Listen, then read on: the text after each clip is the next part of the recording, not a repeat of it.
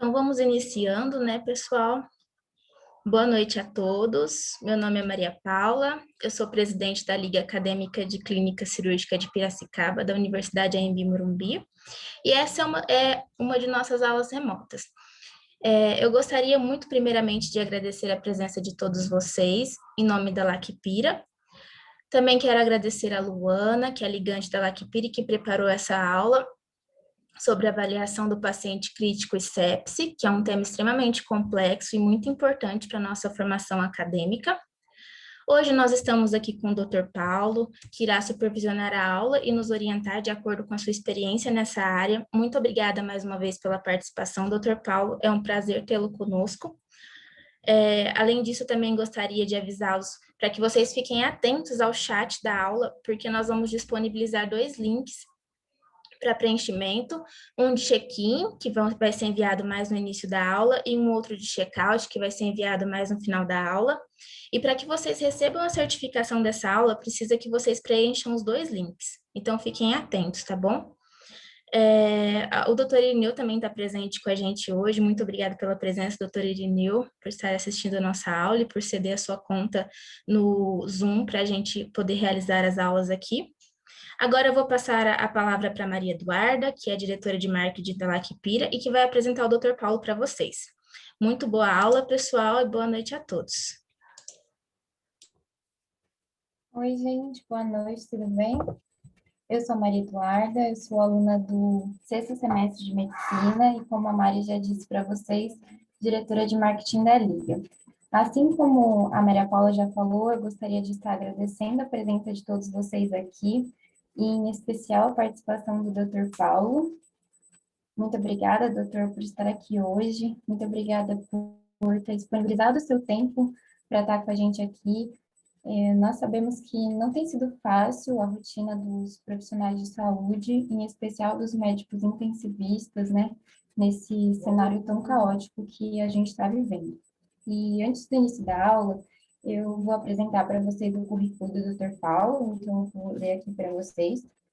O Dr. Paulo Sérgio, ele possui graduação em Medicina pela Universidade Federal do Triângulo Mineiro, residência médica em Clínica Médica pela Faculdade de Medicina de Jundiaí e residência médica em Terapia Intensiva pela Universidade Estadual de Campinas.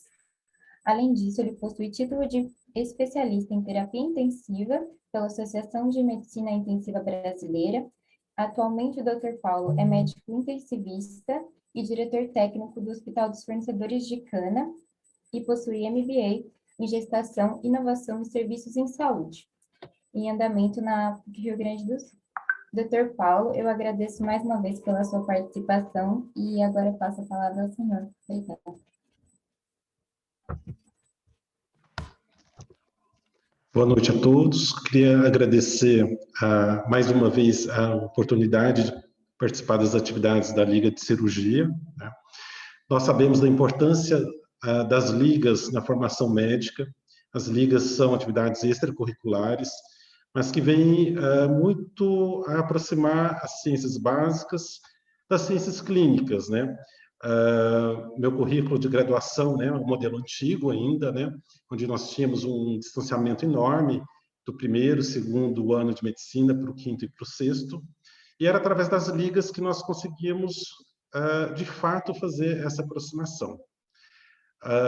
Como vocês, né, eu pertenci a algumas ligas durante a faculdade, fui membro, né, na verdade, fui diretor científico da Liga de Cirurgia Cardiovascular por 5 anos, e sei o tanto que é trabalhoso organizar um evento, né, toda a dificuldade, todo, né, o empenho, né, para que, de fato, a gente possa concretizá-lo. Mais uma vez, parabéns a todos. Em relação ao tema de hoje, né, a Luana vai apresentar, a gente vai tecer alguns comentários. É um tema extremamente pertinente, falar sobre sepse, sepse na era do Covid, né, como gerenciar o paciente séptico. Nós sabemos que a sepse pode ser de diversas causas virais, bacterianas, fúngicas, aí. E esse entendimento é fundamental na formação do médico generalista, que vai atender a sepse desde a unidade básica de saúde até as complicações de uma infecção não tratada ou subtratada, quando o paciente ele busca o serviço hospitalar e o serviço de terapia intensiva. Então, reconhecer e compreender a sepse é o principal desafio e é a principal mensagem da aula.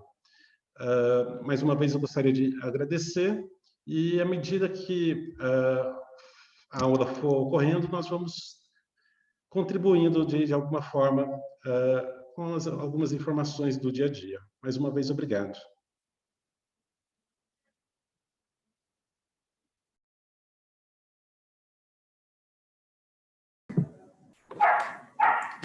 Oi, pessoal, boa noite. Vocês estão conseguindo me ouvir? Sim, Lu, tá dando para ouvir certinho. Tá bom. Então, oi, pessoal. Para quem não me conhece, meu nome é Luana. Eu sou estudante do 5º semestre de Medicina da Universidade Anhembi Morumbi, aqui de Piracicaba.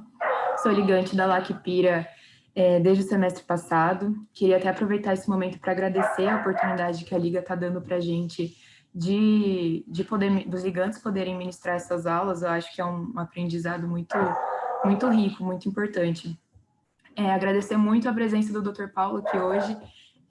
Obrigada, doutor, pela disponibilidade de poder acompanhar hoje aqui a aula. Por favor, fique à vontade para fazer qualquer comentário, em qualquer momento, interromper, acrescentar, corrigir, qualquer coisa, tá bom? Então, eu vou compartilhar aqui para a gente começar. Eu vou falar hoje de avaliação de paciente crítico e sepse.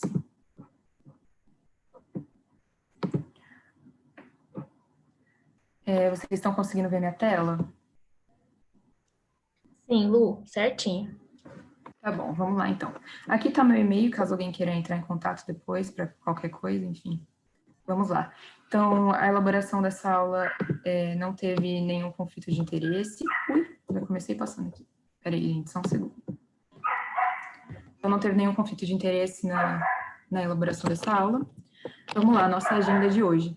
Eu vou fazer uma introdução ao paciente crítico, não aprofundei tanto no tema, senão ia ficar imenso, mas só para a gente conseguir relacionar mais com a sepse. Então, de paciente crítico, a gente vai trazer a definição, como fazer a identificação, o manejo, e entrando em sepse, a gente vai falar de epidemiologia, os conceitos, a fisiopatologia, etiologia, identificação do paciente séptico, o manejo, sintomas pós-sepse, como ocorre a prevenção da sepse e relacionar um pouquinho de sepse e COVID.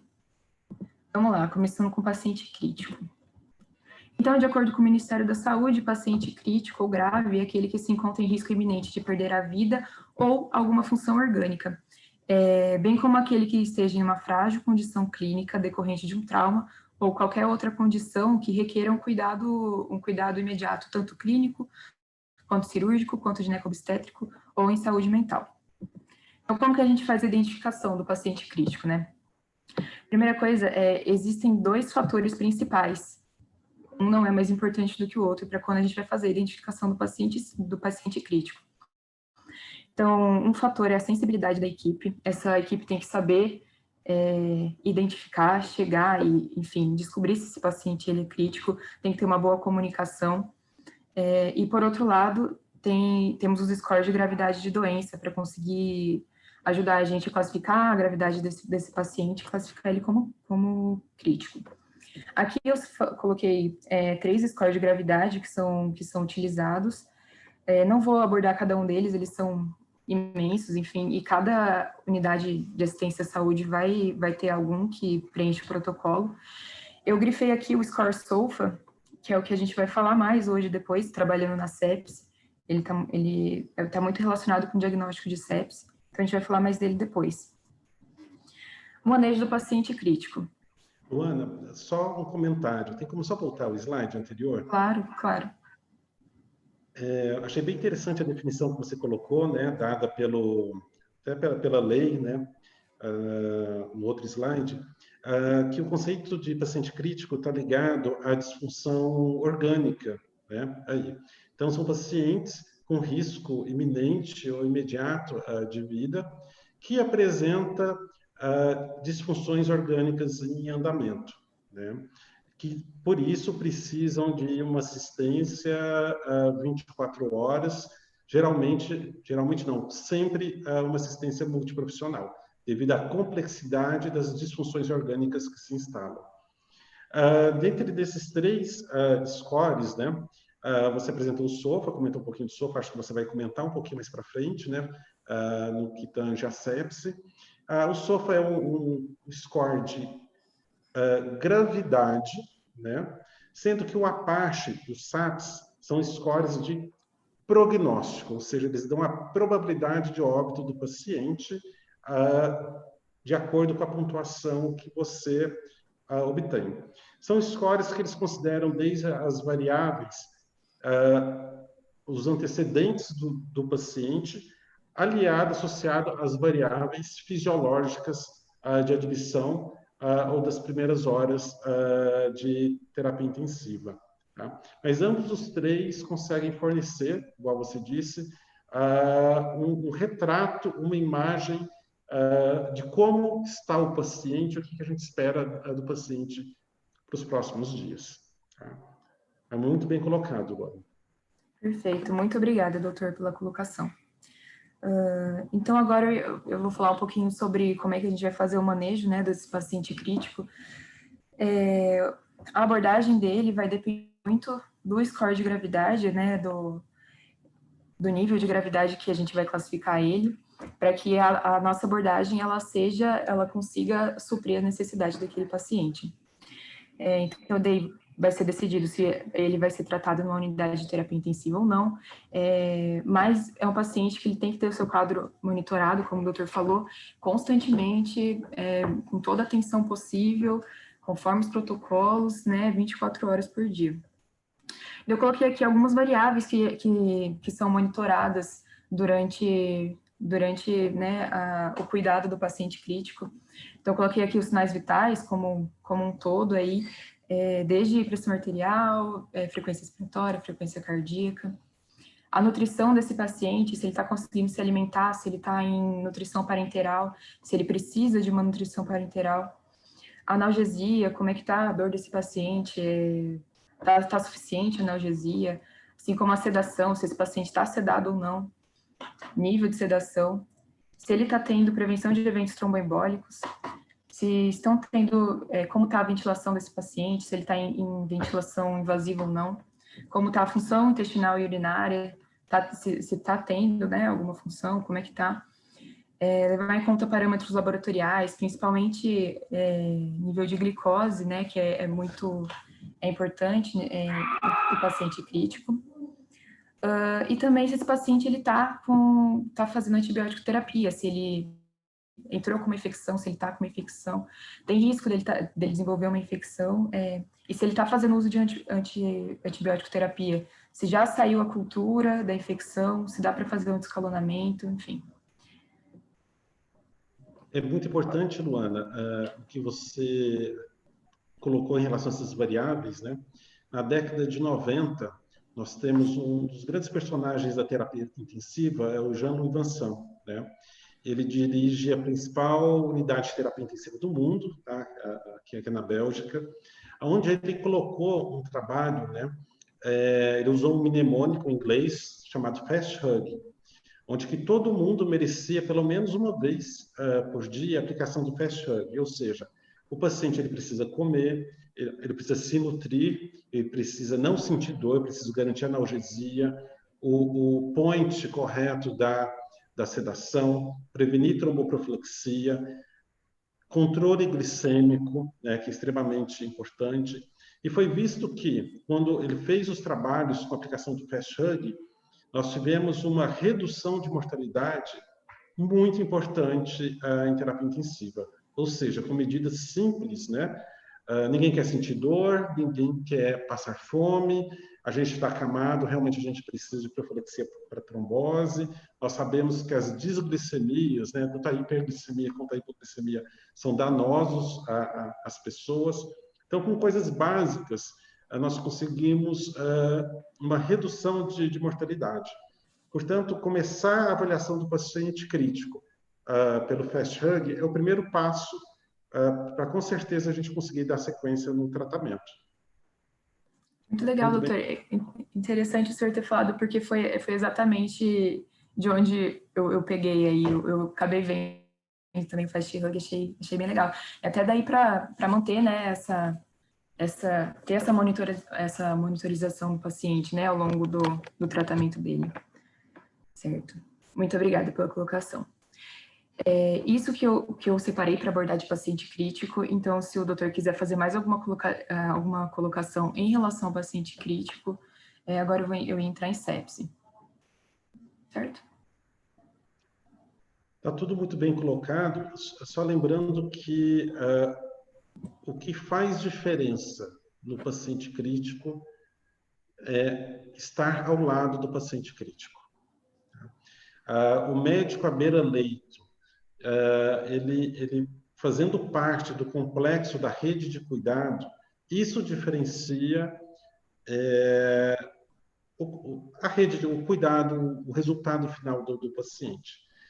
É muito importante essa colocação, porque o paciente crítico é aquele que precisa realmente estar sempre monitorizado, preferencialmente com cuidado horizontal, tá? Onde a atenção aos sinais vitais, nutrição, ventilação, antibiótico, laboratório, né? Relacionamento com a família, que é um relacionamento um pouco diferenciado. Nós precisamos, sempre a gente precisa dar atenção para a família, mas quando você está com um ente querido internado no regime de terapia intensiva, sendo esse paciente crítico, o cuidado com a família precisa ser redobrado, entendendo que ele faz parte do complexo de assistência ao paciente. Então, o paciente crítico, na verdade, né, a minha paixão, eu escolhi a terapia intensiva por conta disso tudo, e o que faz a diferença é estar ao lado. Não tem segredo. Estar ao lado, a gente vai perceber qualquer variação ao longo das horas e dos dias do paciente. Não tem segredo. Basta estar ao lado. Perfeito, muito obrigada. Bom, então, visto isso, vamos entrar em sepse. Primeiro, eu quis colocar aqui a epidemiologia, né, para a gente ter a noção que, bom, a sepse, ela tem maior prevalência em países subdesenvolvidos e em desenvolvimento. Ele está em primeira causa de mortes hospitalares e readmissão hospitalar, e também é número 1 em custo de saúde. Só para a gente imaginar um pouquinho do impacto, né? Estima-se que tenham de 47 a 50 milhões de casos por ano, 11 milhões de mortes, correspondendo mais ou menos a uma morte a cada 3 segundos por sepse. Sabe-se que 1 a cada 5 mortes no mundo está associada a sepse. E a gente sabe também que os sobreviventes da sepse, eles enfrentam várias consequências né, na sobrevida, várias consequências tanto físicas como psicológicas. A gente vai ver isso daí mais para frente. Então, só para a gente ter uma noção do impacto da sepse. Então, lembrando aqui, só um minutinho, acho importante a gente colocar, né, a sepse, né, está ligada aos países subdesenvolvidos, né? É um número extremamente assim preocupante. Cerca de 20% da população brasileira vive abaixo da linha de pobreza e 12% vive abaixo da linha de extrema pobreza. E nós temos realmente associação entre pobreza e extrema pobreza, a incidência de sepse e desfecho favorável dos pacientes.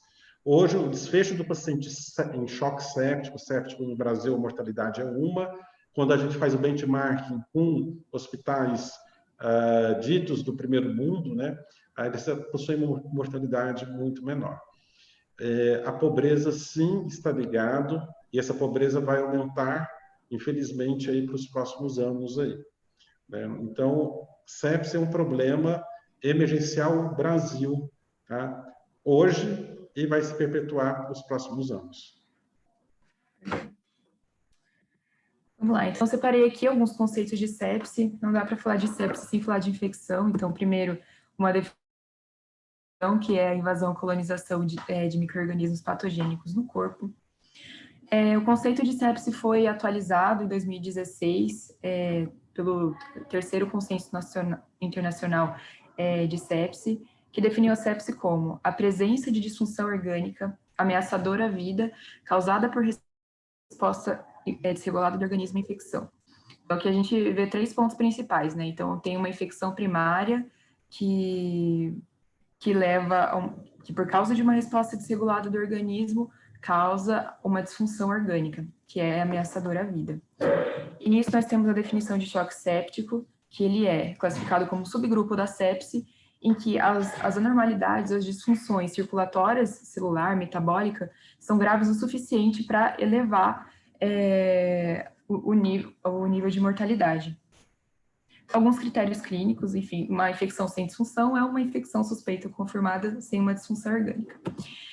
A sepse, ela é determinada por uma infecção suspeita ou confirmada associada à disfunção orgânica. Essa disfunção orgânica, ela se dá pelo que a gente estava falando, do score SOFA positivo maior ou igual a 2 pontos.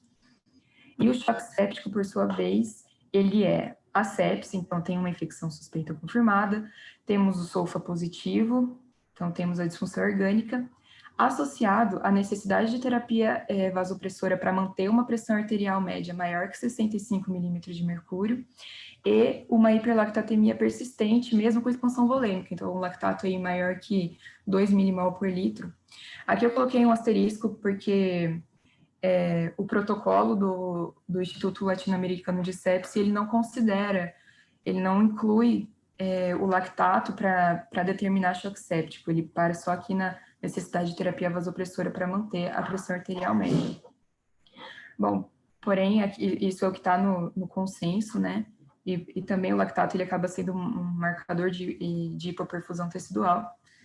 Então, tá aqui. Então, aqui, a mortalidade. Então, uma infecção sem disfunção tem a mortalidade menor que 10%, a sepse está entre 10% e 40%, e o choque séptico já confirma aqui o que a gente viu, né?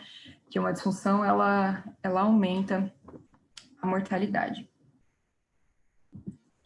Então, vamos entrar em fisiopatologia da sepse. Aqui eu coloquei só os pontos principais que a gente vai trabalhar, só para dar uma sumarizada. Então, alguns pontos principais da fisiopatologia. Existe uma descompartimentalização de uma infecção primária, que pode ocorrer por diversos motivos, como o foco da infecção, a condição do hospedeiro, a condição do patógeno, tudo isso vai influenciar.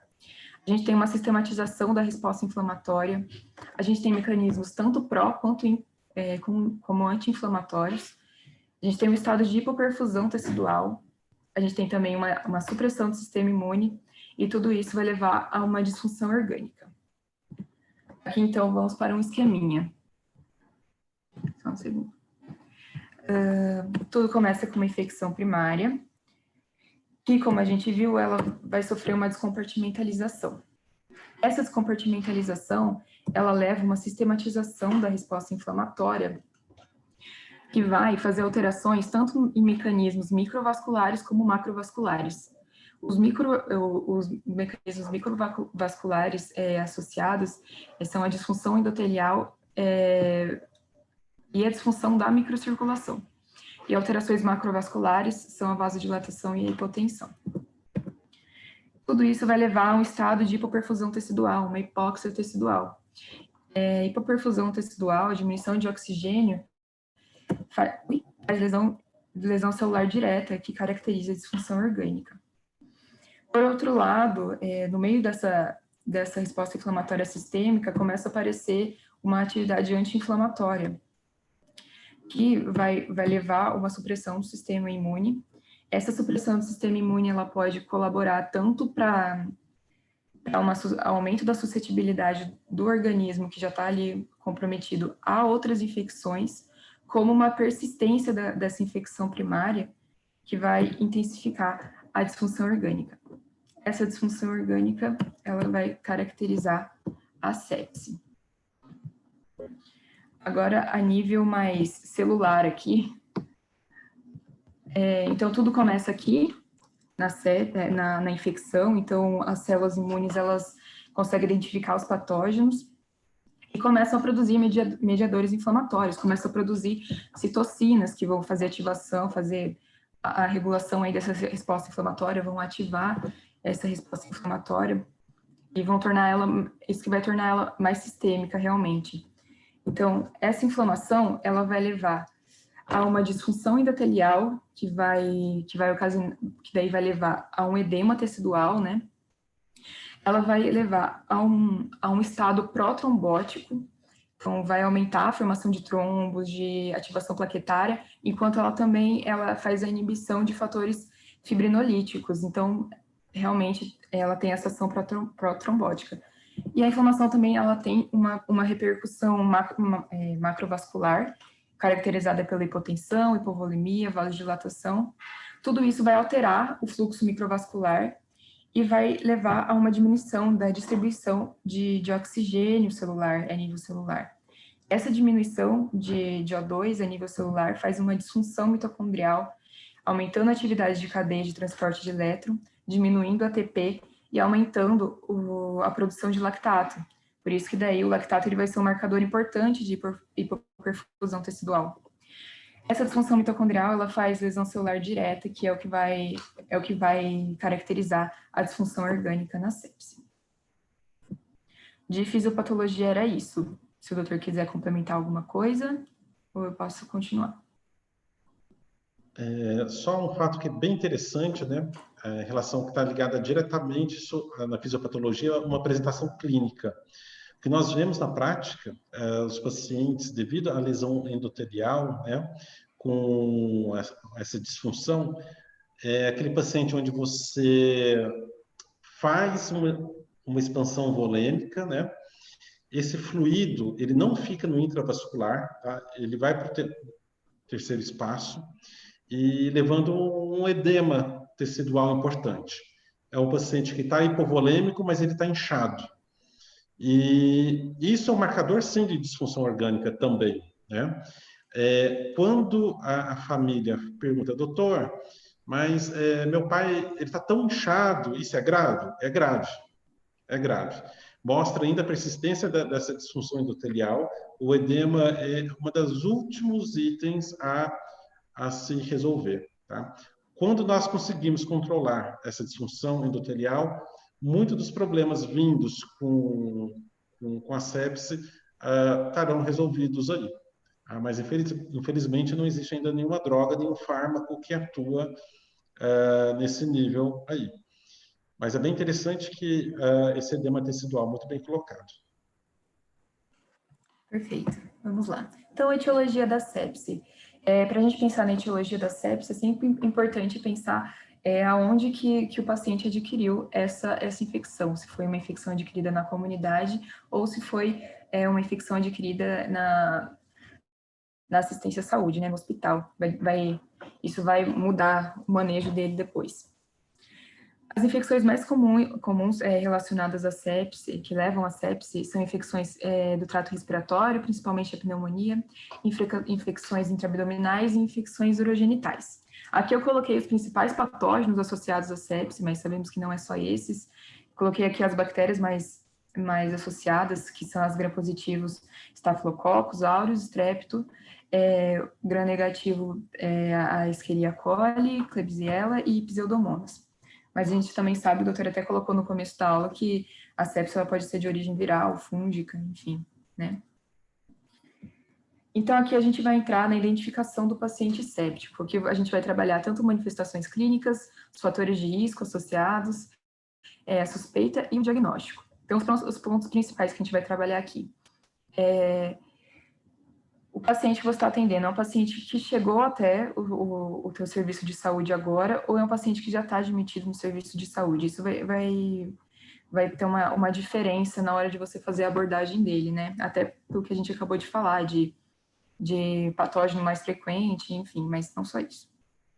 Pensar que as manifestações clínicas do paciente séptico, elas estão relacionadas tanto com a sintomatologia da infecção, quanto com a sintomatologia da disfunção orgânica, que elas podem se cruzar, inclusive, né, mas tem que pensar nesses dois focos aí. Alguns determinantes dessas manifestações clínicas o sítio inicial da infecção, qual é o patógeno, o padrão de disfunção orgânica que o paciente está tendo, o estado do paciente, os fatores de risco associados e quanto teve de atraso para o início de intervenção nesse paciente, né? A gente vai ver mais isso depois. E também aqui a gente vai trabalhar os scores de suspeita de sepse e score diagnóstico de sepse. Então, os sinais e sintomas de infecção, não vou me prender a isso, né, que é o que a gente já conhece, mas pensar que quando você está suspeitando de sepse, você tem que investigar ativamente uma infecção. A sintomatologia da infecção vai depender do sítio dessa infecção, então, enfim, respiratório, urinária, gastrointestinal, vai ser correspondente com a sua sintomatologia. Lembrar sempre também dos sinais inflamatórios que estão associados, que estão presentes muitas vezes. Sinais e sintomas da disfunção orgânica. Então, aqui a sepse, a gente sabe que as principais disfunções orgânicas estão associadas ao sistema cardiovascular, hepático, renal, neurológico, respiratório e hematológico. Então, o que eu vou encontrar no meu paciente que vai estar com uma disfunção cardiovascular, né? O sistema cardiovascular. Você pode encontrar uma hipotensão, manchas na pele, alteração de microcirculação, aumento dos níveis de lactato, uma ecocardiografia alterada, paciente com disfunção neurológica, estado mental alterado, confusão mental, desorientação, disfunção respiratória, uma hipoxemia, diminuição de pressão parcial de O2, difração respiratória de oxigênio. A disfunção hepática está associada ao aumento dos níveis de bilirrubina, aumento de enzimas hepáticas. Disfunção renal associada à diminuição do débito urinário, oligúria, aumento de creatinina sérica, aumento de ureia, de biomarcadores. E a disfunção do sistema hematológico está muito associada à plaquetopenia, à coagulação intravascular disseminada, e muitas vezes pode aparecer petequias. Então, aqui eu coloquei, vocês vão ver que eu adoro esses cardzinhos da Aliança Global de Sepsis, eu acho eles bem explicativos. Então, eu coloquei aqui os sintomas, nem sempre, né, o seu paciente ele vai chegar com aqueles sintomas bonitinhos, bilirrubina aumentada, oligúria. Então, quais são os sintomas, assim, que pode indicar de uma forma mais geral mesmo? Então, uma fala confusa, uma confusão mental mesmo, tremor, dor muscular, febre, ausência de urina durante o dia, falta de ar severa, sensação de que vai morrer, sensação de morte, e a pele manchada, né, meio com manchas hipocrômicas, enfim. Aqui eu coloquei os fatores de risco para sepse, quem são, né, lembrando que qualquer pessoa pode desenvolver sepse, porém tem alguns grupos de risco, né, que tem maior probabilidade. Então, pessoas com alguma doença crônica, uma doença pulmonar, hepática, cardiovascular, pessoas com sistema imune deprimido, crianças menores de 1 ano e adultos maiores de 60 anos. A gente vê esses extremos de idade, né? Tem uma prevalência da sepse nesses extremos de idade. Aqui eu vou começar a falar um pouquinho da triagem para a suspeita da sepse. Então, o principal score, se eu posso dizer assim, para a suspeita de sepse é o QuickSOFA. Hoje em dia ele tá nas diretrizes da abordagem do paciente séptico. É um score que, se ele for positivo, ele é indicativo de sepse, né? Ele é um indicativo forte de sepse, porém, se ele for negativo, ele não descarta a sepse. Ele utiliza 3 variáveis: pressão arterial sistêmica menor que 100 milímetros de mercúrio, alteração de estado mental e taquipneia, uma frequência respiratória maior que 22 incursões respiratórias por minuto. Luana, então, claro, só um minutinho em relação ao QuickSOFA.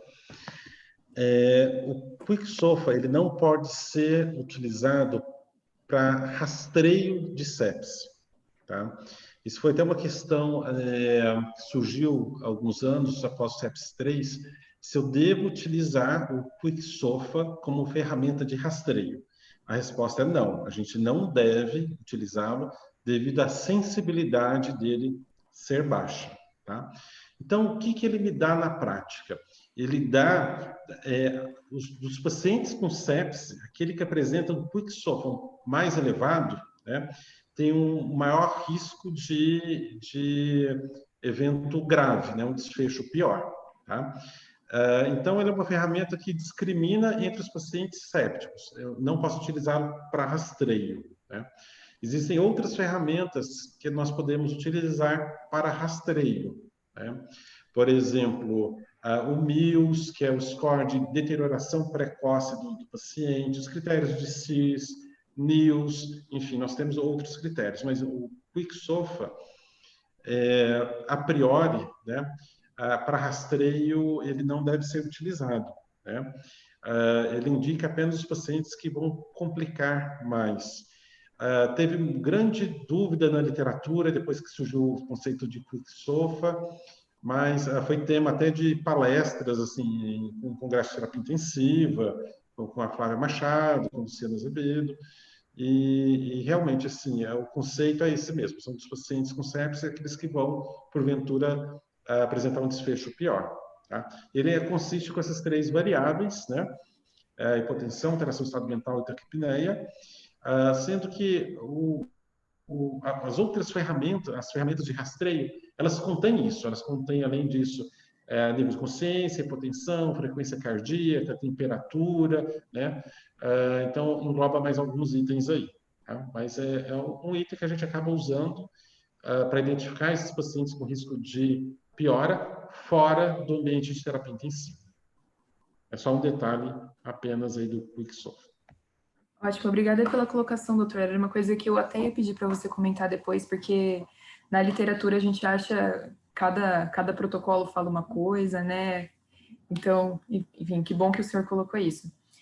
Agora eu ia até eu vou falar da CIRS, né?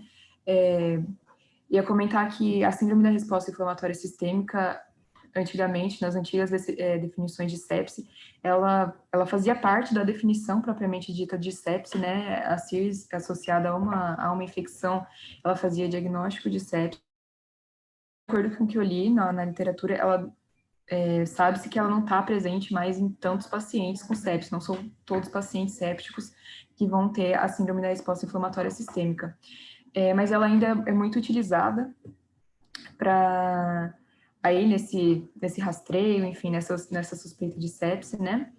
Então, o que é o síndrome da resposta inflamatória sistêmica? Ela vai ser positiva se ela tiver 2 ou mais variáveis dessa positiva, que é a temperatura maior que 38 graus Celsius ou menor que 36 graus Celsius, frequência cardíaca maior que 90, frequência respiratória maior que 20 batimentos por minuto, uma pressão parcial de CO2 menor que 32, ou ainda uma leucocitose, uma leucopenia, ou ainda um desvio à esquerda, né, que classifica essa variável. Enfim. Uma situação que o paciente apresenta CIRS, que não é infecção, né? Por exemplo, o doutor Irineu sabe, é um pós-operatório de uma cirurgia grande, né? O paciente ele pode fazer temperatura, fazer febre, tá taquicárdico, tá com dor, hiperventila por conta de dor, né? Então ele apresenta todos os critérios, só que não é sepse, tá? Apenas uma resposta inflamatória sistêmica após um trauma controlado, que é o procedimento cirúrgico. Perfeito. Aqui eu coloquei uma atençãozinha que o resultado positivo ou negativo, tanto do CIRS quanto do QuickSOFA, ele não confirma e nem descarta o diagnóstico de sepse, né? Enfim, eu tinha colocado o QuickSOFA como score de triagem, né? Mas, enfim, mas estão aí associados. Então, agora sim, diagnóstico de sepse, de acordo com essa nova definição de sepse, esse é o score SOFA. Então, o score SOFA maior que 2 associado à infecção suspeita ou confirmada faz diagnóstico de sepse. Então, vamos lá. Agora pode ser que fique um pouquinho maçante, porque eu vou falar aqui das variáveis, mas enfim, só para a gente ter a noção. O score, ele varia de 0 a 24 pontos, né? Porém, 4 pontos por disfunção orgânica. Aqui a gente tem aqueles 6 domínios de disfunção orgânica, que pode ser ou respiratório, de coagulação, hepático, cardiovascular, nervoso e renal. Então, vamos lá para a nossa disfunção respiratória. A variável utilizada é pressão parcial de oxigênio por fração inspirada de oxigênio em milímetros de mercúrio. Então, uma fração maior ou igual a 400 faz um score 0, menor que 400 faz score 1, menos que 300, 2, menos de 200, 3 e menos de 100, 4. Disfunção na coagulação. A variável utilizada é contagem de plaqueta por milhão aqui, né? Então, uma plaqueta maior ou igual a 150 faz um score 0, menor que 150, 1, menor que 100 faz um score 2, menor de 50, um score 3, menor de 20, um score 4. A disfunção hepática, a variável que determina é a bilirrubina, concentração de bilirrubina. Então, a bilirrubina menor que 1,2 vai fazer um score 0, entre 1,2 e 1,9 faz um score 1, entre 2,0 e 5,9 faz um score 2, entre 6,0 e 11,9 um score 3 e maior que 12 faz um score 4. A disfunção cardiovascular, ela tem daí duas principais variáveis, que é a pressão arterial média e o uso de vasopressor para manter a pressão arterial. Então, a pressão arterial média maior que 70 milímetros de mercúrio faz um score 0. Uma pressão arterial média menor que 70 milímetros de mercúrio faz um score 1. O uso de dopamina é menor que 5, aqui eles colocam micrograma por quilo por minuto, né? Menor que 5. Ou o uso de butamina faz o score 2.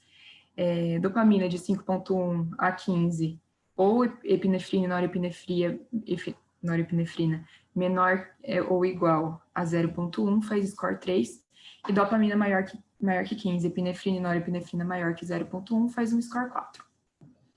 Já tá acabando, gente. A disfunção de sistema nervoso central, ela tem a variável da escala de coma de Glasgow.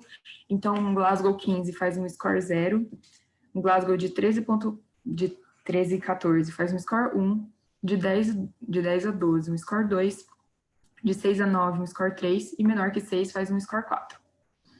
E por último, a disfunção renal, ela é dada tanto pela concentração de creatinina como de débito urinário. Então, uma creatinina menor que 1,2, ela faz um score 0. Uma creatinina de 1,2 a 1,9 faz um score 1. Creatinina de 2,2 a 3,4 faz um score 2. Creatinina de 3,5 a 4,9 e um débito urinário menor que 500 ml por dia faz um score 3. E creatinina maior que 5 e débito urinário menor que 200 faz um score 4. Enfim, então aqui, só para a gente ter uma noção... Oi, pode falar, doutor, perdão. O jeito mais fácil, né, de aprender sem decorar. Né? A gente está falando de disfunção orgânica. Cabeça, né, Glasgow. Pulmão, relação PO2, né, pressão parcial de oxigênio dividido pela FO2. Coração, estou falando de hipotensão, né, hipotensão através da pressão arterial média e o uso de droga vasoativa. Hepático, estou falando de bilirrubina. Hematológico, estou falando de plaqueta. E renal, né, eu estou falando de débito urinário e creatinina. Então, assim, cabeça, pulmão, pressão, fígado, plaqueta e rim. É claro que os valores é impossível de decorar, né? Então, é uma tabelinha que eu uso até hoje. Tá? Eu quero calcular o soro do paciente, eu vou lá, a gente monta a tabelinha e calcula. A gente não precisa decorar os valores, o que a gente precisa é entender o conceito: disfunção orgânica cerebral, disfunção orgânica pulmonar, disfunção orgânica cardiovascular, disfunção orgânica hepática, disfunção orgânica renal. Isso é extremamente importante a gente entender os conceitos aí, porque é o que a gente vai usar daqui para frente, né, no manejo da sepse. Perfeito, obrigada pela colocação. Eu coloquei aqui esse esqueminha, que foi até um esqueminha que o senhor colocou na aula de sepse que o senhor deu, que eu acho que ele é bom, porque ele já aborda certinho as variáveis, só para a gente ter a noção, né? Então, aqui tem as 6 variáveis. Então, a pressão parcial de oxigênio, Glasgow, hipotensão e uso de vasopressor, bilirrubina, plaqueta e função renal. Aqui eu fiz meio um parênteses para a gente falar um pouco sobre o que o Instituto Latino-Americano de Sepsi aborda. Ele não adotou o score SOFA como determinante, como definidor de sepsi. Ele usa, é muito parecida as variáveis que ele usa, mas eles colocaram algumas variáveis que são mais aplicáveis na clínica, são as mais presentes, mais aplicáveis na clínica, né, a beira-leito, principalmente pensando nesse acesso, né, em países mais subdesenvolvidos, né, essa atenção mais beira-leito. Então, aqui eles colocam a hipotensão, eles colocam pressão arterial média, pressão arterial sistólica e queda de PA. Para a função renal, eles colocam aqui a oligúria também, débito urinário, elevação de creatinina. Aqui na função respiratória, eles também adicionaram a saturação de oxigênio, contagem de plaqueta continua. Aqui eles adicionam a medição do lactato também, né, que não faz parte do score SOFA. E aqui para disfunção nervosa, também rebaixamento de nível de consciência, e hepática, aumento de bilirrubina. E eles colocam que a sepse seria a infecção suspeita ou combinada, mais um desses critérios aqui positivos, e que não tem uma outra explicação plausível. Então, aqui é só abordar aqui esse protocolo aqui do ILAS mesmo. Tá. Aqui eu coloquei esse esqueminha do Consenso Internacional de Sepse. Então, assim, chegou um paciente que você suspeita de sepse, aqui eles abordam com o Quick SOFA, né? Então, o Quick SOFA, se ele der negativo, você continua com suspeita de sepse, você continua aqui sua investigação. Se não, você faz uma monitorização clínica da condição do paciente, faz uma reavaliação se for indicado para uma possível sepse. Então, se o Quick SOFA der positivo, você continua pesquisando aqui, aplica o SOFA para avaliar a disfunção orgânica. Se não tiver disfunção orgânica, a mesma coisa, continua monitorando esse paciente. E se tiver alguma indicação clínica, fazer uma reavaliação para possível sepse. Se o SOFA for positivo, tem diagnóstico de sepse, e daí você avalia se esse paciente está séptico ou se ele está em choque, né? Então, você coloca, mesmo com expansão volêmica, esse paciente está precisando de vasopressor para manter uma PAM maior que 65 milímetros de mercúrio e o lactato continua maior que 2 milimol, você tem um diagnóstico daí de choque séptico. É bem interessante, Luana, que o segredo é isso, reconhecer precocemente a sepse, né? Só um dado, faço consultoria no hospital aqui da região, onde não havia nenhum protocolo para reconhecer os pacientes sépticos em enfermaria. Dos pacientes sépticos que chegavam na UTI, o tempo deles, antes de darem entrada na UTI, ou seja, o tempo pré-UTI, girava em torno de 7 dias. Depois que nós conseguimos implantar esse protocolo de reconhecimento da sepse, de deterioração precoce na enfermaria, esse tempo de 7 dias, ele pulou para 4 dias, ou seja, o paciente ele foi mais precocemente para a terapia intensiva, onde ele vai conseguir, de fato, tratar essas disfunções orgânicas aí, advindas com a sepse, né? Então, o reconhecimento precoce é fundamental, como esse algoritmo coloca, né? Você deve sempre reavaliar as condições clínicas do doente, tá? Se nesse momento ainda não é sepse, eu ainda vou continuar medindo, tá? De tempos em tempos, para não opar. A infecção já está com disfunção orgânica, então é sepse. Lembrando que a gente trata, o que eu trato? É o choque séptico, sepse ou infecção? A gente trata infecção, tá? Sepse, eu já estou falando de disfunção orgânica, tá? Choque séptico, tá? São a infecção com disfunção orgânica, hipotensão e aumento de lactato. Então, o tratamento que muda, que é a pedra angular do tratamento, a gente conseguir rastrear esse paciente com infecção mais precocemente aí, tá? E o que gerou a dúvida, né, foi, mas é o Quick SOFA para rastreamento, foi justamente esse slide. Aí depois surgiu vários comentários, inclusive nessa revista, né, no JAMA, falando do QuickSOFA, da sensibilidade e especificidade de utilizar ele. Tá? Mas a dúvida inicialmente surgiu foi a partir daí mesmo. Perfeito. Certo, obrigada. Vamos lá. Aqui a gente vai entrar em manejo do paciente séptico. Então, lembrar que toda sepse é grave, todo paciente séptico é um paciente grave. Você identificou que o paciente está séptico, você abre o protocolo de sepse, né? Se a sua assistência à saúde tiver esse protocolo. Lembrar que esse é um paciente que tem que ter um atendimento priorizado, tanto para entrega de exames, quanto da atenção dos profissionais. A presença de disfunção orgânica grave ou choque séptico deve admitir o paciente na unidade de terapia intensiva. Eu ia até fazer essa pergunta para o senhor, doutor, como que é o critério para levar esse paciente para a unidade de terapia intensiva? Como é que você classifica essa disfunção orgânica grave, por exemplo? Então vamos lá. Assim, os critérios de admissão de terapia intensiva, tá? Na verdade, existem 5 grandes grupos, que é o P1, prioridade 1, 2, 3, 4 e 5, né? A prioridade 1 são todos aqueles pacientes que não têm restrição nenhuma a qualquer tipo de intervenção ou tratamento, tá? Que vão se beneficiar de todos os recursos da terapia intensiva com possibilidade de reversão. Então, por exemplo, é um paciente jovem que teve uma apendicite complicada e fez um quadro choque séptico. Isso é uma prioridade 1. Uma prioridade 4, né? Só vamos pegar os opostos aí.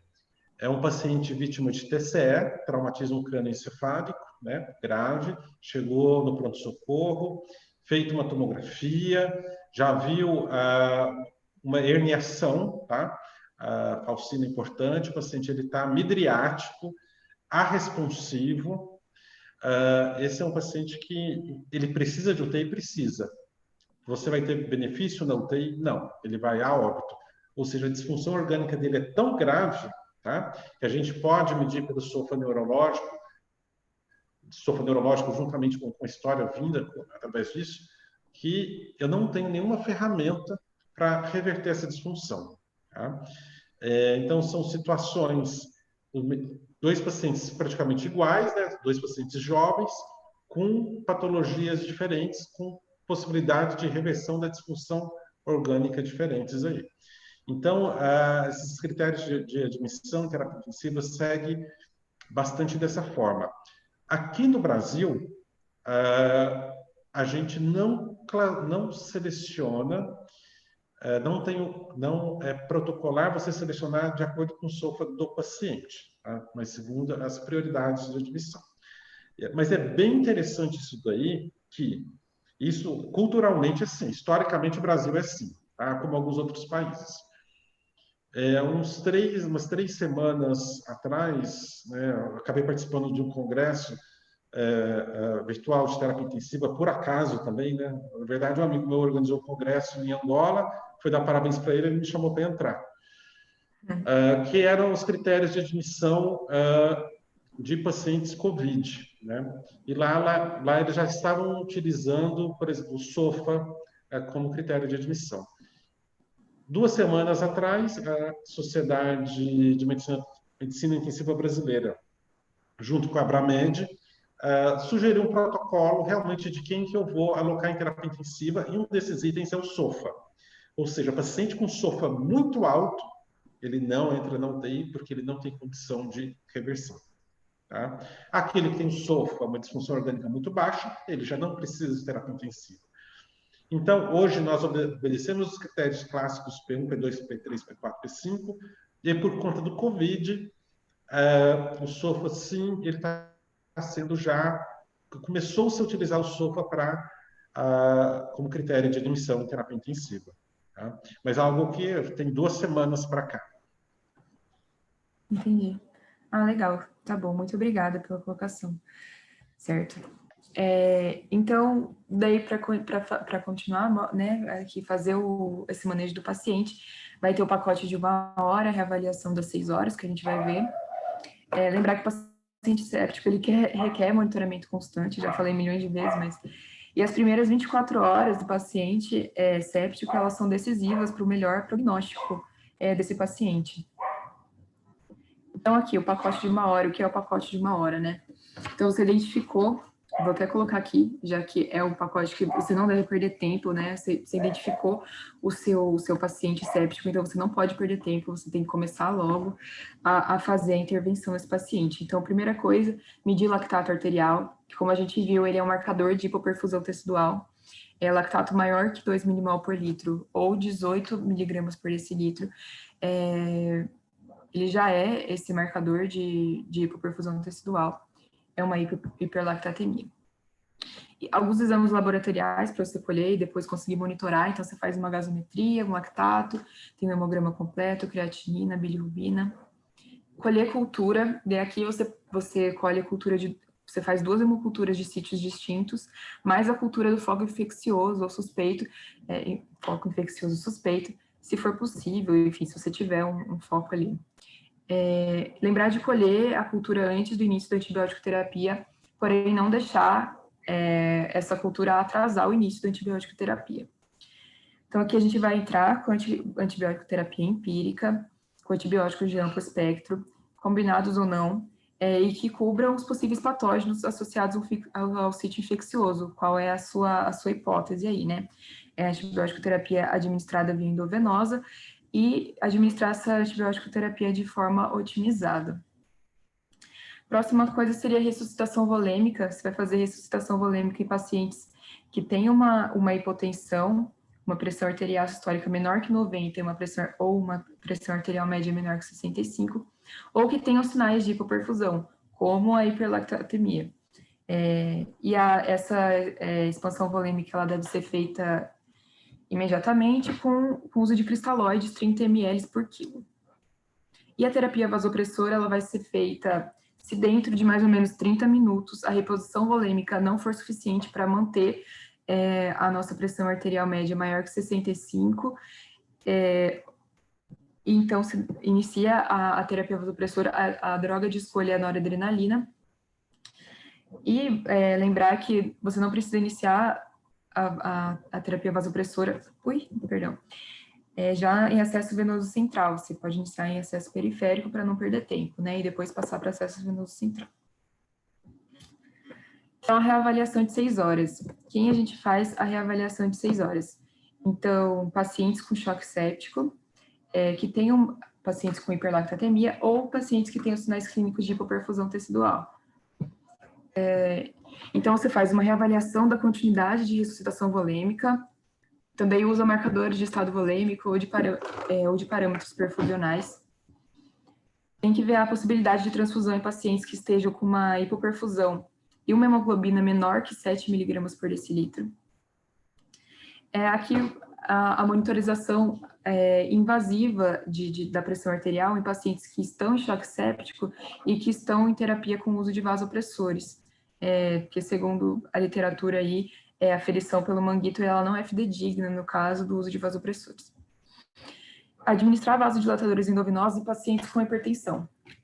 Sabe-se que alguns pacientes sépticos, eles podem apresentar hipertensão, principalmente pacientes que já são portadores de hipertensão arterial. E nesse caso, a redução da pós-carga ela pode ser necessária para fazer uma perfusão tecidual adequada, né? Então, daí usa alguns vasodilatadores endovenosos aí. Pode falar, doutor. Eu acho importante a gente, em relação ao pacote da primeira hora, né, falar sobre o antibiótico. Na verdade, é o antibiótico que vai determinar quem vive e quem morre. Só para vocês terem ideia, quando eu tenho um paciente com neutropenia febril, ou seja, aquele paciente que tem uma neoplasia, que fez alguma quimioterapia, que está com descenso de neutrófilos, aí, quando esse paciente ele chega no pronto atendimento com febre, né, a cada hora de atraso de antibiótico, eu aumento a mortalidade dele em 10%. Ou seja, é um paciente que ele morre, ele falece na sua cara. Então, é um paciente onde eu tenho que pegar o paciente pela mão, levar para a enfermeira funciona, colhe cultura e você garante que ele receba o antibiótico nessa primeira hora. O que a gente está discutindo aqui é um mundo ideal, né? Um mundo onde está tudo fácil na mão. O mundo real, ele é um pouquinho diferente. Ele é um pronto atendimento que está lotado, tá? A enfermeira está ocupada, os técnicos estão ocupados, você está gerenciando 2, 3 casos graves ao mesmo tempo. Tá? Mas isso não pode impedir que o paciente séptico receba o antibiótico na primeira hora. Tá? É o que vai determinar realmente a mudança de prognóstico desse doente. Esse exemplo da neutropenia, quando eu fiz residência num hospital que era referência também em câncer, e era um hospital 100% SUS, né? Ou seja, os pacientes eles já vinham com uma condição clínica bem avançada. E nós perdemos um paciente tá, com neutropenia, um jovem, tá, por atraso de antibiótico. Tá? E não se atrasou muito tempo aí. Morre na nossa cara. Aquele paciente que chega conversando e sai do caixão. Essa que é a realidade, que é o mundo real ali. Então, é um paciente que a gente tem que pegar pela mão, levar para a enfermagem, garantir que ela funcione, que faça os 30 ml por quilo, que colhe as culturas e que inicie o antibiótico, lembrando sempre o perfil do paciente que eu estou tratando. O paciente com neutropenia febril, eu não vou dar Rocefino, tá? Ceftriaxona, eu não vou dar amoxicilina. Tá? Eu preciso realmente entender isso daí. Então, o manejo inicial é uma emergência médica. É igual atender uma parada cardíaca. Todo mundo sabe atender uma parada, tá? Mas as pessoas têm dificuldade de aprender esse manejo da primeira hora. E precisa realmente ser feito aí com esse senso de emergência para a gente ter sucesso. Perfeito. Obrigada pela colocação, realmente. E aqui eu coloquei algumas outras recomendações. Então, o uso de corticoide, ele tá recomendado na utilização em pacientes que tenham choque séptico e refratário, faz hidrocortisona de 50 mg de 6 em 6 horas. Ventilação mecânica, é indicado uma intubação orotraqueal em pacientes sépticos que esteja com uma insuficiência respiratória aguda e com evidências de hipoperfusão tecidual. O bicarbonato, ele pode ser avaliado a utilização dele em pacientes com acidose lática de pH menor que 7,15, maior que isso, sabe que a expansão volêmica, né, a correção da hipoperfusão, ela supre, né? O controle glicêmico, então, pacientes que estejam em fase aguda de sepse, eles podem apresentar picos de hiperglicemia, secundária à resposta endócrina metabólica.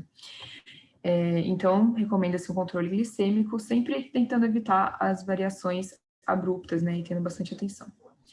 E a profilaxia de tromboembolismo venoso, paciente com sepse, ele tem maior risco, né, ele tem mecanismos, como a gente viu a fisiopatologia, ele tem mecanismos protrombóticos, então recomenda-se fazer profilaxia farmacológica com heparina não fracionada ou heparina de baixo peso molecular, caso não haja alguma contraindicação, né. Aqui, então, lembrar que o cuidado do paciente séptico, ele tem que ser continuado. Então, lembrar do monitoramento agressivo nas primeiras 24 horas de atendimento, dar continuidade no monitoramento diário desse paciente, desde o começo, desde a internação até a alta. A abordagem multidisciplinar, que até a gente já comentou, é de extrema importância, então tá toda a equipe com atenção voltada para esse paciente. Esse paciente, ele não vai ter... a atenção que ele necessita não está apenas na assistência à saúde. Depois, os pacientes que sobrevivem, né, eles precisam de uma atenção, de um cuidado psicológico, de reabilitação. A gente vai ver mais sobre isso. E também orientações no momento da alta hospitalar é muito importante para avisar essa continuidade no cuidado, tanto no cuidado, no tratamento e na reabilitação funcional desse paciente.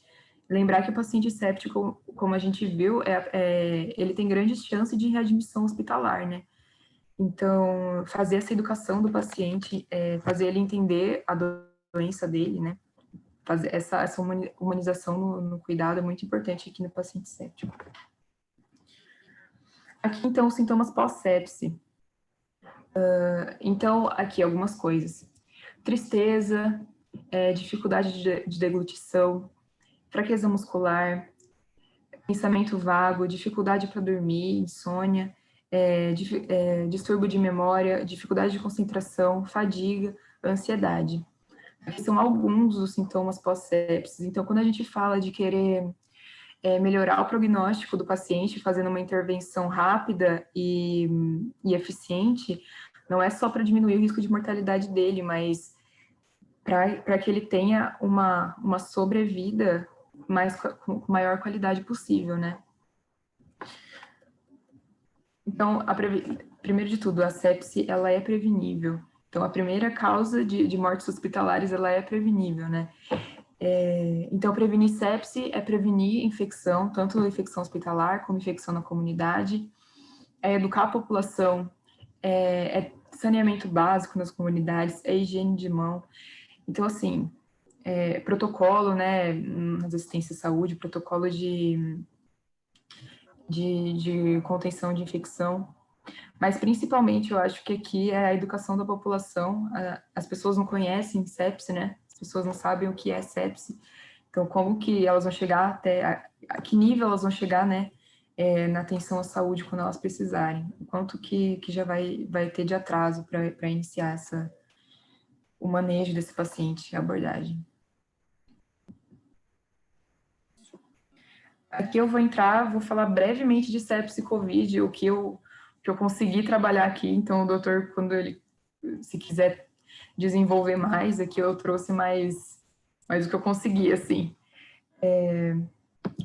Então, essa atualização aqui das definições de Covid, pela campanha Sobrevivendo à Sepse, ela traz a sepse nas definições de Covid. Então, Covid grave, ela foi classificada como, então, alguém que tenha sinais clínicos de pneumonia, frequência respiratória maior que 30 incursões respiratórias por minuto, ou desconforto respiratório severo, ou uma saturação de O2 menor que 90%. E a Covid crítica foi classificada como presença da síndrome de angústia respiratória, ou falência respiratória que requer ventilação, ou sepse, ou choque séptico. Aqui, então, aonde que sepse e Covid se cruzam, né? Então, a gente sabe que a Covid, ela pode cursar com sepse, então ela pode levar a sepse. Sabe-se que a disfunção orgânica típica de sepse, ela ocorre aproximadamente entre 2 a 5 pacientes, 5% dos pacientes com Covid, e acontece entre os 8º e 10º dia de infecção.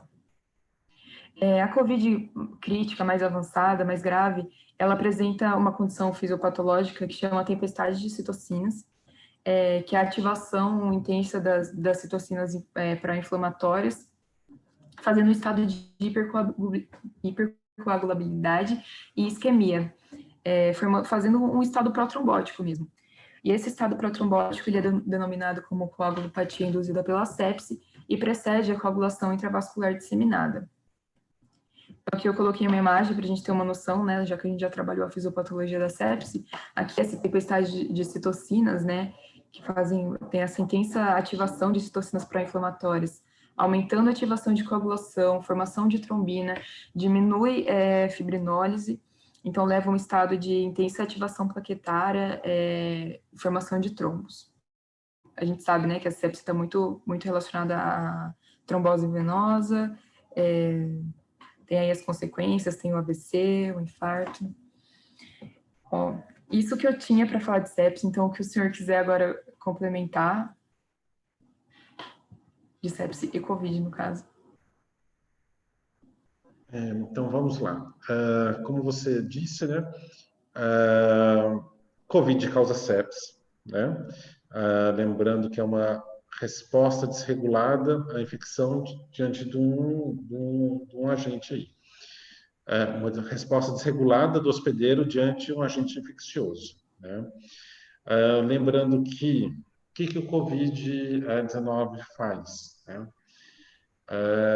Eu costumo falar que o Covid ele pega da cabeça até o dedão do pé, né? Nós temos as manifestações neurológicas do Covid, tá? Nós podemos fazer as meningites, meningoencefalites, as encefalites. O paciente com Covid, eles apresentam alteração do comportamento, tá? Nós tivemos vários colegas internados aí no hospital, onde isso ficou muito claro para nós. Então, SOFA neurológico, disfunção orgânica neurológica aí. O Covid, ele altera a troca, né, do oxigênio, né, com a corrente sanguínea, fazendo com que a PO2 arterial, a pressão arterial de oxigênio vista na gasometria, né, oxigênio dissolvido no sangue, esteja baixo, ou seja, eu não consigo oxigenar meu sangue, né? Lembrando que a nossa relação PO2-FO2 é maior que 400, nós temos uma relação no COVID, né, de PO2 e FO2 que chega a 50, 60, 70, ou seja, condições extremamente críticas, né, de oxigenação, promovendo aí uma baixa saturação, né, de oxigênio, que é medida através do oxímetro de pulso. Por isso o paciente COVID ele precisa de um monitor multiparamétrico com oximetria contínua aí. Como você bem disse, Luana, para pacientes, né, com sepse, choque séptico, principalmente choque séptico, eu preciso de uma pressão arterial invasiva.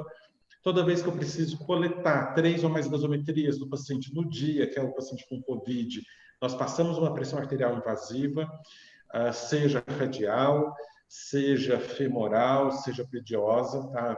Sempre a gente dá preferência para acessos radiais ali, dando a femoral e pediosa em segunda e terceira instância. Nós sabemos que o COVID, né, que a sepse já faz fenômenos tromboembólicos, né? O COVID ele tem uma característica também de promover fenômenos tromboembólicos com uma maior intensidade, podendo dar uma trombose de coronárias, com infarto agudo do miocárdio, uma trombose de carótida, né, de artérias cerebral média, comunicante, dando um AVC isquêmico, uma trombose, né, das artérias, né, do TGI, do trato gastrointestinal, dando a trombose mesentérica, trombose arterial, são as oclusões arteriais agudas, trombose venosa profunda, tá? A tromboembolismo pulmonar, tudo isso que eu estou falando são pacientes que nós já pegamos, tá, na terapia intensiva por Covid-19, né? Nós sabemos que o paciente com Covid-19, ele precisa, para oxigenar melhor esse pulmão, ele precisa ser entubado, né? Ele precisa estar sedado, né? Então, para isso, nós fazemos uso dos benzodiazepínicos, né? Em especial o midazolam. Eu preciso fornecer analgesia para esse paciente. De analgesia, nós fornecemos o fentanil, tá? Os opioides. Dentro dos opioides, nós temos o fentanil, tem uma potência analgésica extremamente elevada em relação à morfina. Nos casos graves, onde eu preciso colocar esse paciente em posição prona, de barriga para baixo, para eu liberar pulmão no dorso, nós utilizamos o recurso dos bloqueadores neuromusculares, que é o cisapracúrio, né, basicamente o de eleição, o rocurônio. Então, o paciente COVID ele é um paciente altamente complexo que pode fazer infecções secundárias, ou seja, um pulmão lesionado pelo COVID, podem aparecer pneumonias secundárias aí. Então, veja que imagina o paciente COVID como um paciente com sepse, choque séptico, no seu nível mais hard de tratamento. Esse que é o paciente COVID aí. O que nós sabemos em relação ao paciente COVID, né, é que nós tínhamos uma doença até o ano passado, tá? Uma doença clínica até o ano passado, e a partir de janeiro desse ano, parece que a gente está tratando uma outra doença, uma doença com uma complexidade assistencial bem mais elevada. Isso daí proporcionou um aumento do tempo de internação dos pacientes, um aumento da mortalidade hospitalar desses pacientes, tá? E um aumento das, digamos, das desabilidades, né, das sequelas que os sobreviventes do Covid, na sua forma crítica, na sua forma grave, saem do hospital. Eles saem com uma polineuropatia grande, polineuropatia induzida por corticoide, polineuropatia induzida por antimicrobianos, tá?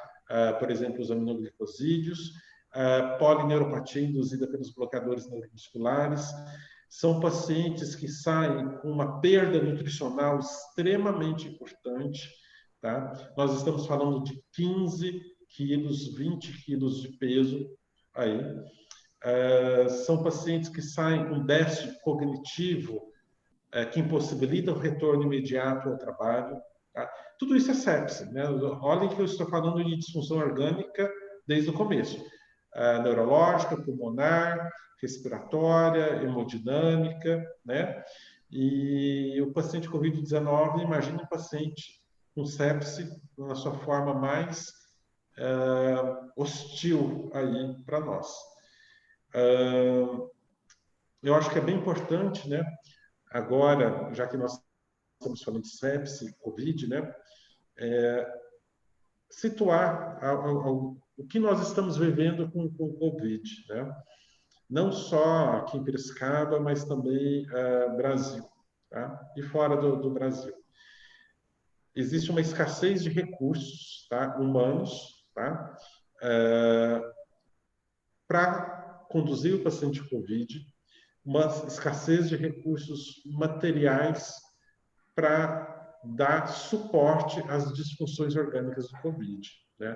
Nós estamos falando de medicações, de sedativos, de analgésicos, de bloqueadores neuromusculares aí. Então, é um cenário bastante desafiador que nós vivemos, tá? Bastante desafiador.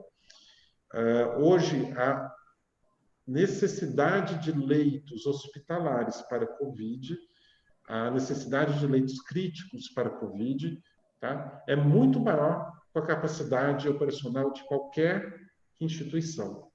Eu recebi hoje no grupo da residência, né, uma amiga minha que trabalha no Vila Star, em São Paulo, Sírio, e alguns outros hospitais, não há leitos aí para receber os pacientes Covid-19.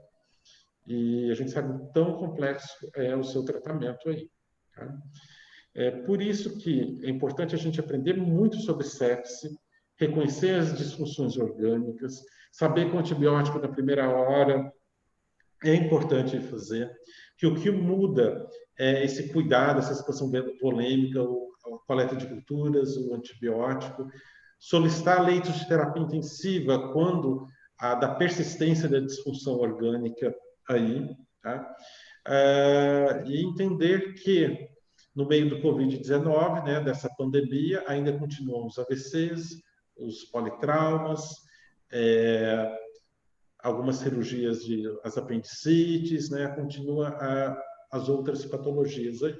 Tá? Então, é um ambiente altamente desafiador e cada dia, né, eu costumo falar, é um leão que a gente tem que matar para conseguir dar conta da demanda, ou seja, de proporcionar o recurso que as pessoas precisam. Tá? Mas é bem pertinente relacionar, sim, Covid com sepse. Tá? É isso que nós estamos vivendo. Né? Eu acredito que dessa geração de novos médicos, né, que são vocês, vão sair muito mais médicos intensivistas do que a minha geração, né? Porque a terapia intensiva é uma das especialidades agora, né, que a gente viu que realmente precisa existir e precisa ser valorizada como ela é. Né? Realmente acredito que daqui a uns 5, 10 anos o número de intensivistas realmente vai aumentar. Mas era isso sobre o Covid. E parabéns, Luana, excelente aula. Obrigada, doutor. Eu ia falar que eu já conheço vários futuros intensivistas aí Na minha sala tem uma galera. A Laura, que adora.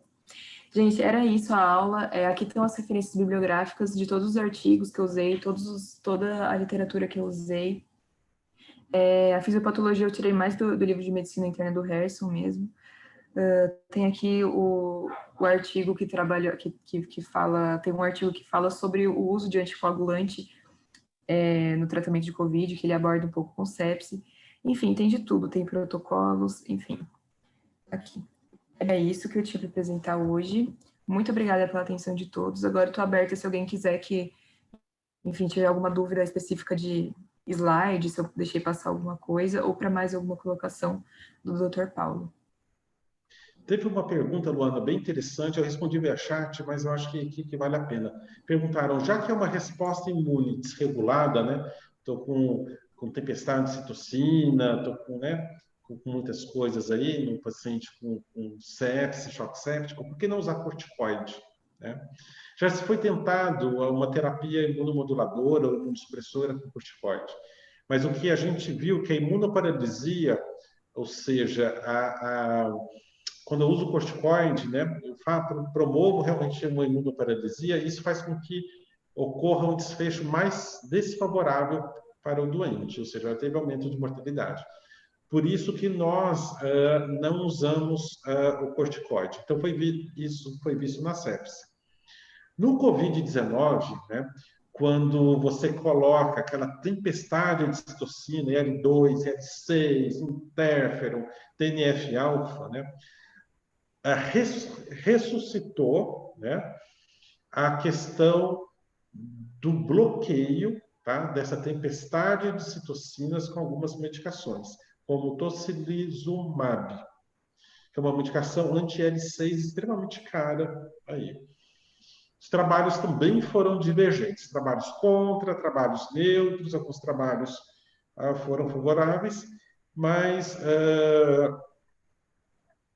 ainda é um ponto de interrogação. Tem grupos particulares que eu conheço que tiveram sucesso e teve outros grupos também que não tiveram o sucesso esperado aí. O que foi visto que... Aí voltou a história do corticoide. Vamos dar corticoide. Foi feita uma aliança aqui no Brasil, né?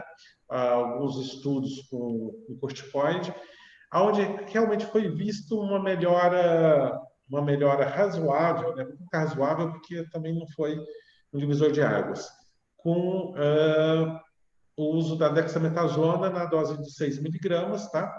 Para pacientes que estão utilizando oxigênio aí, seja os intubados quanto os não intubados aí. 6 miligramas por dia por 10 dias. Essa dose em outros trabalhos é diferente, tem gente que usa a metilprednisolona, 125 de 8 a 8 horas, enfim. Na verdade, a gente está aprendendo bastante sobre isso. Tá? Posteriormente, foi visto que o Covid-19 leva como consequência a BOP, tá? BOP, tá? Que é a bronquiolite obliterante.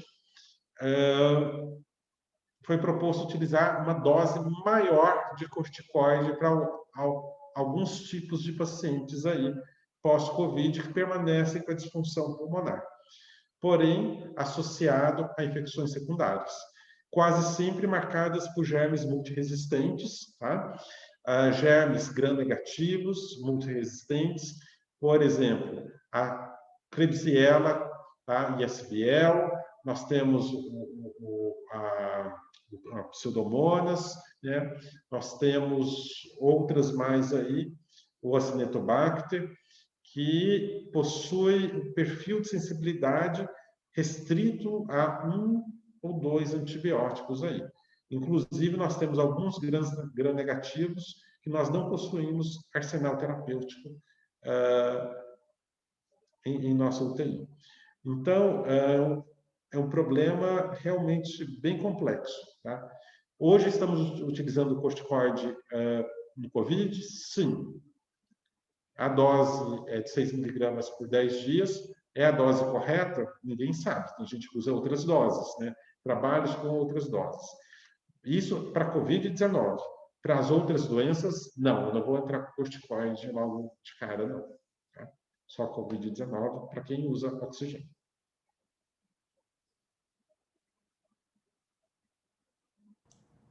Boa Doutor, noite, posso falar um pouquinho?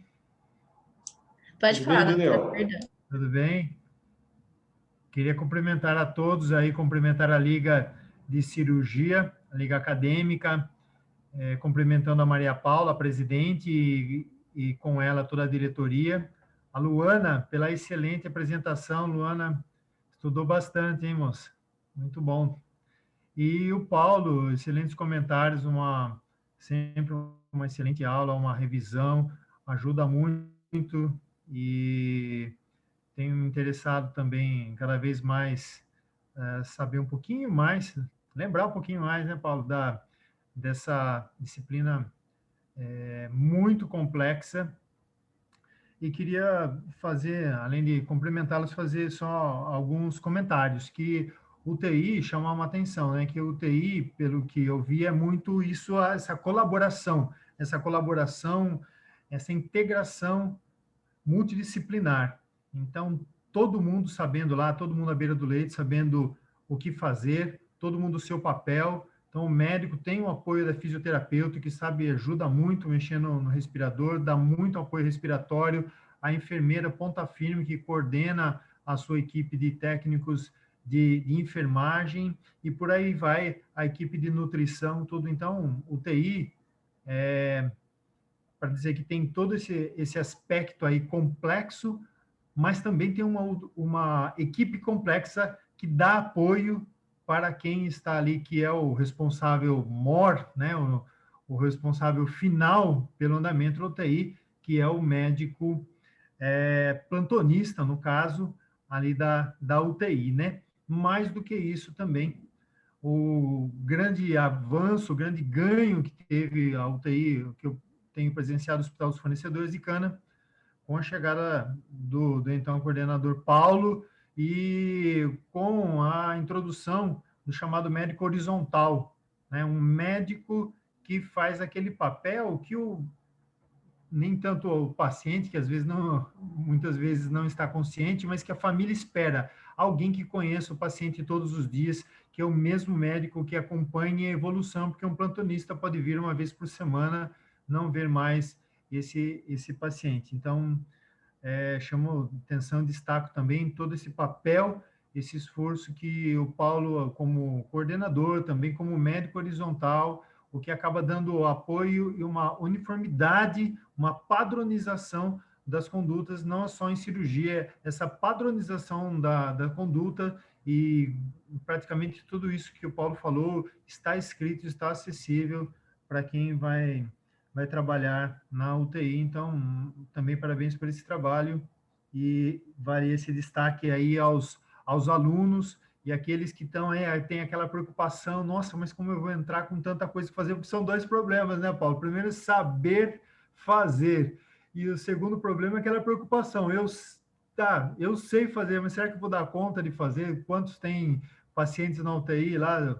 8, 10, às vezes mais do que 10 pacientes na UTI, então rola aquele estresse. Imagino para um plantonista, imagino para os alunos aí que estão pensando nessa possibilidade, mas tem toda essa equipe, essa estrutura por trás.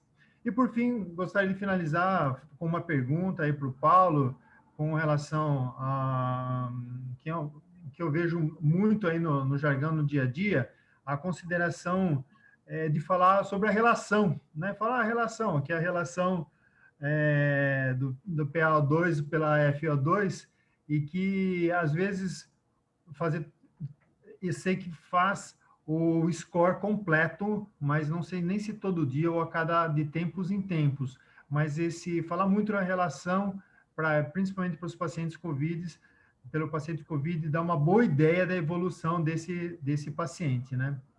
A relação da PO2 sobre a FO2. Queria um comentário sobre isso, Paulo, por favor. Então, vamos lá. Em relação a PO2 e FO2, né? Na verdade, isso é uma equação, né? Onde o numerador, a minha pressão, a pressão de oxigênio, né? Arterial, da onde que eu obtenho esse número, né? É o oxigênio encontrado, dissolvido no plasma, que eu coleto através da gasometria, né? O nosso valor, tá? Cada um, né, tem uma PO2 ideal, tá? Ela depende da idade, basicamente. Existe uma fórmula para o cálculo da idade. É 107 menos, abre parênteses, 0,43 vezes a idade. Ou seja, a PO2 ideal de um paciente de 80 anos, do Chile em torno de mais ou menos 80, de um paciente de 30 anos, em torno aí de 100, um pouco mais para cima. Então, nós temos esse valor ideal. Tá? Nós sabemos que a quantidade de oxigênio no organismo depende, basicamente, tá, de alguns fatores. Dentre desses fatores é a quantidade de oxigênio que eu dou para a pessoa. Então, essa fração inspirada de oxigênio, ela varia de acordo com o dispositivo de entrega de oxigênio. Então, vamos lá. Ar ambiente. Eu estou respirando 21% de oxigênio, ou seja, minha FiO2 é de 0,21. Tá? Se vocês fazerem, né, uma conta de PO2 em torno de 100, a minha, dividido por 0,21, né, a gente vai obter um número aí extremamente elevado. Agora, quando eu passo para catéter de oxigênio, né, coloquei aquele catéter, né, tipo óculos, ligado na minha fonte de oxigênio.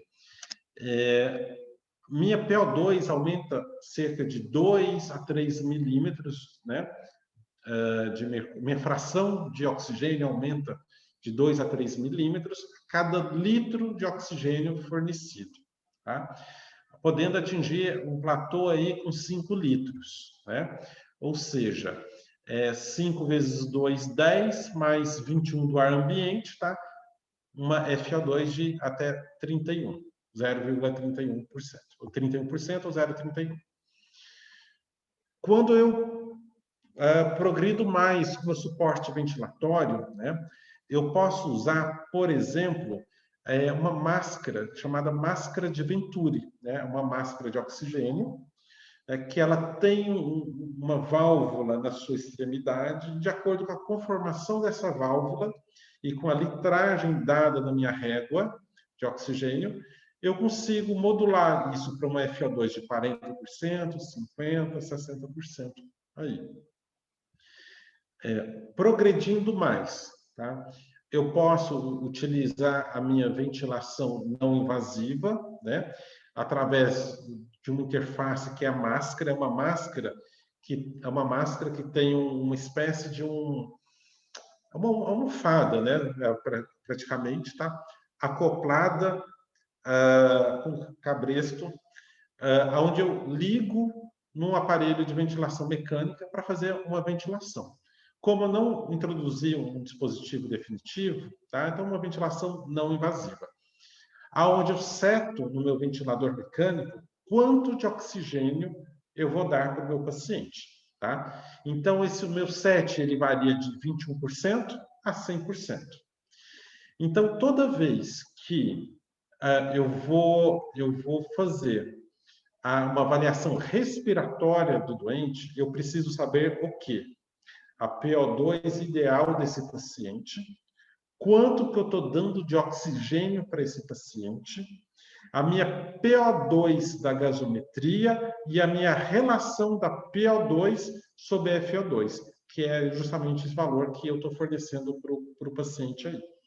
Então, com essas variáveis, eu sei se eu estou dando muito oxigênio, se eu estou dando pouco oxigênio, né? Lembrando que situações de hiperóxida, né? Hiperóxida, quando eu tenho uma PO2 de 200, 300, né?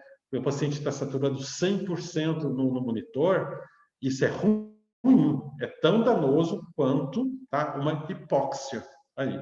Muito oxigênio, pouco oxigênio é ruim, muito oxigênio também é ruim. Então, quando a gente pega o plantão em vez saturando 100%, você fala, não, vou abaixar um pouquinho mais. Tá? Até a quantidade de de fração de oxigênio que a gente fornece, né, a gente consegue calcular. Tá? Se eu vou baixar de 80% de oxigênio para 40%, tudo isso com base na minha PO2 atual e a PO2 alvo que eu tenho. Tá? Então, uma regrinha de 3 a gente consegue também estar fazendo. Tá?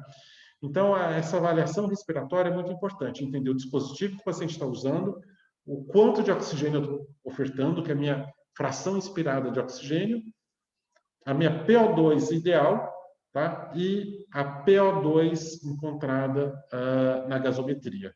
Lembrando que gasometria é um exame colhido, né, do sangue arterial. Assim que colher, eu preciso processar a minha gasometria. Tá? Se eu deixar parado na bancada, as minhas células sanguíneas elas vão consumindo oxigênio ali. Tá? Então, é um exame que eu tenho que processar de imediato. E é muito engraçado que quando a gente colhe gasometrias de pacientes, por exemplo, com leucemia, com 200 mil leucócitos, né, e atrasa 10 minutos o processamento, a PO2 do paciente na gasometria vai lá embaixo. Mas é porque as células ali do sangue consumiram aquele oxigênio dissolvido. Ali não deu nem tempo de processar. Tá? Então, são algumas características que é importante a gente sempre estar atentos aí. Não sei se eu respondi, Irineu, um pouquinho a pergunta. Isso aí, respondeu além da pergunta. Foi ótimo. Eu gostaria só de deixar talvez um comentário final, né?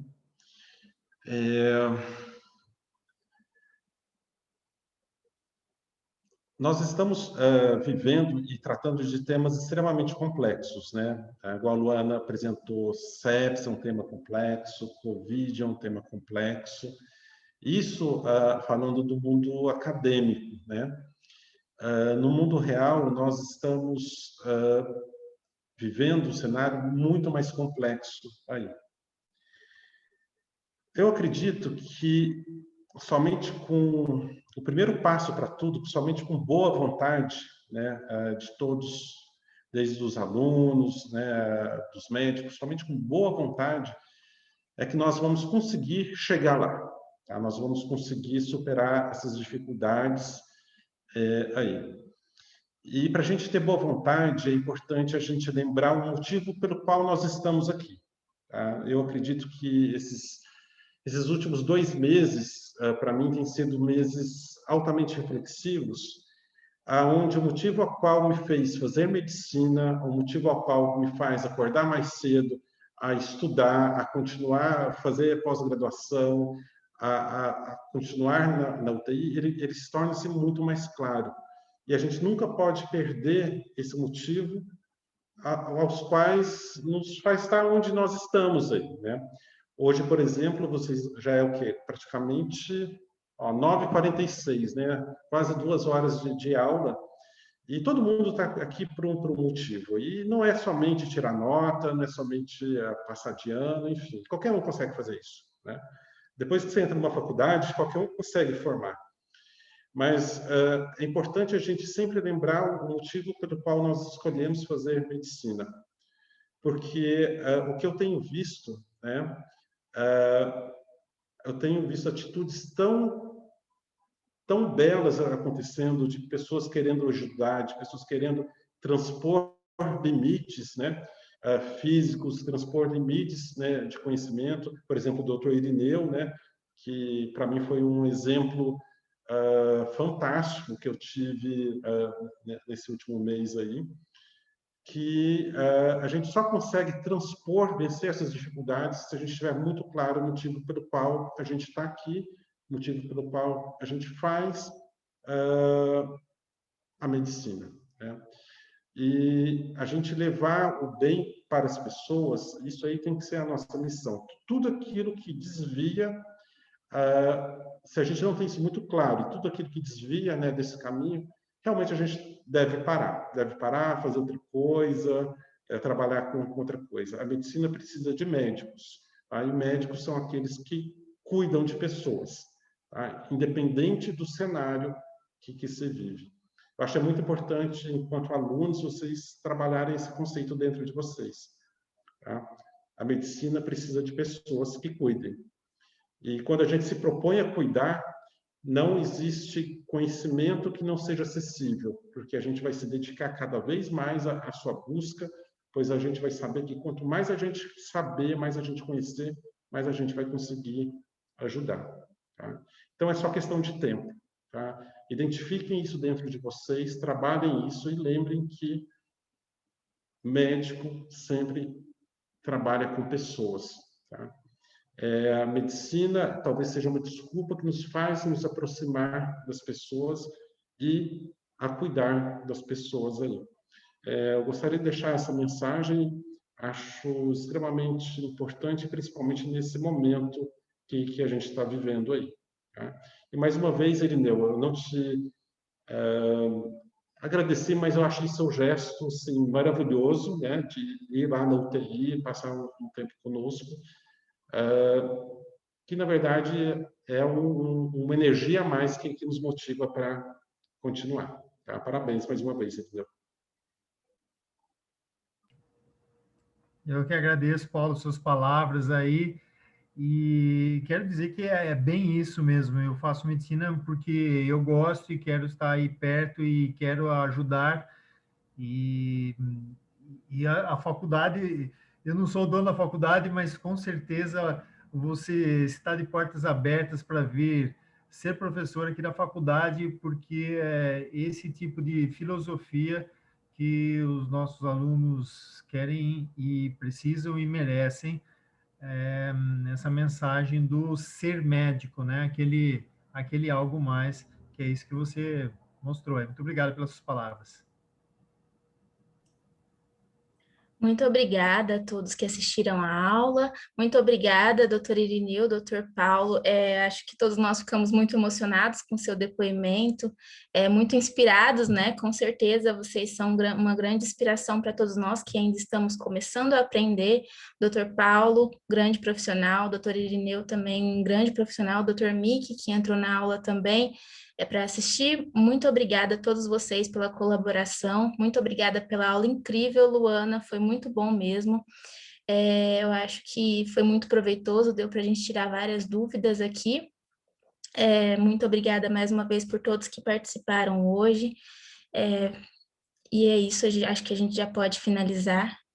Boa noite a todos e até a próxima. Boa noite, gente. Obrigada. E fiquem em casa, gente, porque a pandemia ainda não acabou.